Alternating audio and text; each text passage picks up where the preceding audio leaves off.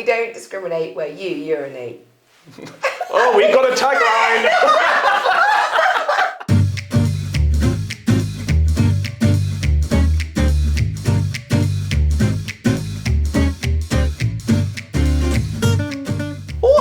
Y'all folks, and welcome to Boozy and the Beast How to Drink Better. Now we're coming live from Atlanta because we've had Georgia on our mind. I think you're talking about I think you're doing the wrong Georgia. There's another Georgia? Let's hope there is. Do they sound like this? No one sounds like that. They were actually talking about Georgia as in the cradle of wine, where wine was first founded. Begun, started, whatever that word is. Like Georgia the country? Like Georgia, the country. I don't know anything about that. Well, actually, apart from it being the cradle of wine about 8,000 years ago, neither do I. But luckily, we have someone here who does. Special effects, special effects, special effects. Where did you come from? Oh, the miracle of technology. I've actually just come back from Georgia, so I can tell you all about Georgian wine. It works! Sorry, Libby, who is she? So this is Ellie from Amante Wine, a wine consultant who, as you have said, has just been magically brought here from Georgia by the power of our fingers and technology to tell us more about Georgian wine. Kalamajawa! Hello. In case you didn't get that. So tell us about this Georgian wine. I will indeed tell you about Georgia. So as you said, Georgia has been making wine for 8,000 years. And the way that they like to make wine, and 8,000 years ago started making wine, was in these kvevari. So you can see the shape of this clay pot here. Oh, very interesting. Indeed. So kvevari are enormous clay pots that the Georgians use for winemaking. It's used for fermentation. The crushed grapes go into the kvevari, which are buried in the ground. So if you go into a Georgian wine cellar, all you will see is sort of holes in the floor. Oh. And do they dig them up to then empty them, or do they have to scoop it out? Or? It has to be, yes, it has to be taken out of the pot. So it's sewer wine, is what you're saying? Mm, In a good way. In a good way. Drain wine. Sewer's a bit hard. Yes, hopefully you will think it tastes nicer than sewer wine. Sam, how long will they be in the kvevari for?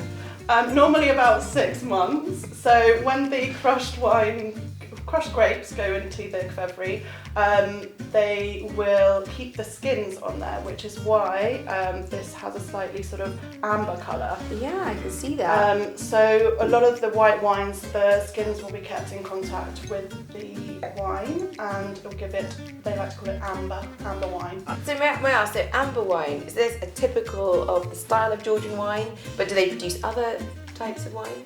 Yes, so amber wine is very typical of Georgia, so that's also possibly why it's getting more popular in the UK. Lots of people are drinking more orange wine, as we like to call it over here. I think amber is a slightly nicer word. Oh, I didn't even realise those were the same thing. Because of the skin, you take a white grape, its skin contact makes it orange, which I guess would make perfect sense as well. So we tried some orange wine, Yeah, we the did. Welsh Yeah, we tried to, yeah. Well, let's try this and see what we think of it. Indeed. Oh, I've really got that slight tannin, that drying quality you get from the grape skins. It's pretty obvious in this. Tastes a bit like flat appetizers, isn't it? That's exactly what they're going for. I think that's exactly how they're marketing it, yes. But you're right, there is the apple quality. Definitely some apple notes, maybe a little bit of quince. Yes, bring on the cheese. But it's a deeper black, it's like a bruised apple kind of flavour, and definitely has that tannin in there. It's quite delicious. Yes, I really definitely like want some this one. cheese, yeah. Big fan of appetizer. I'll drink it even 2 weeks after it's been opened. So. Sold! Flat appetizer, done. And what other styles of wine? Because they have, I know that Georgia has some great red wines. I've seen a couple of those from Waitrose. We'll shout out to Waitrose there. So the most common red grape in Georgia is Saperavi. So if you look for something called Saperavi, that is Georgian indigenous grape, and will be very good. And so what grapes are in this wine? So this is made from probably the most common white grape in Georgia, Casteli, blended with some other indigenous grapes. I'm so glad you're here because I cannot pronounce any of these words that everyone knows. so it's a blend, but predominantly the... Yes, excellent. Yes, indeed. Okay, fantastic. What? I'm worried about you, Libby. It's actually only getting worse. The more we do these episodes, the less and less I can actually pronounce anything. Just sounds like you're allergic to Georgian wine at the moment.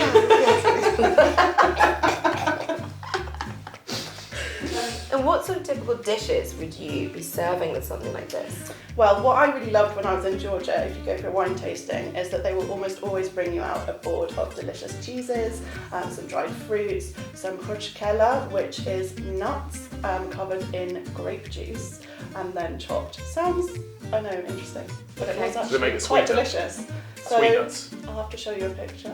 Nothing like... You can show us a picture of your sweet nuts afterwards.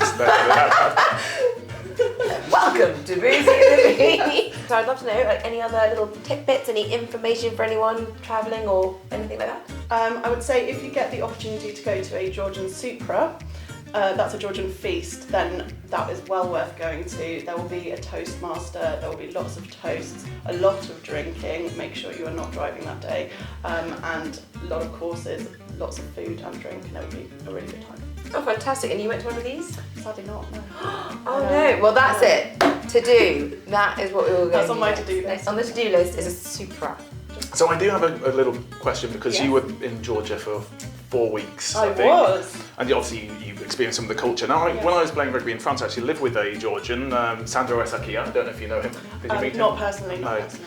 He was like a mix of a Teletubby and a battering ram, sort of 5'6" in all directions. Before going to bed, his last wee of the day had to be outside, whether it was raining or snowing.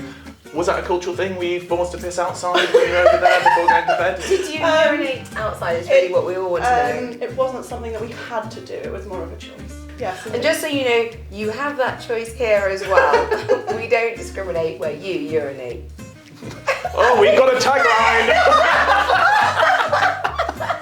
Thank you so much for joining us today, Ellie, and educating us about Georgian wine. It has been very insightful. Please do tune in next week for another episode of Boozy and Ellie. I think I'm well and truly out of a job.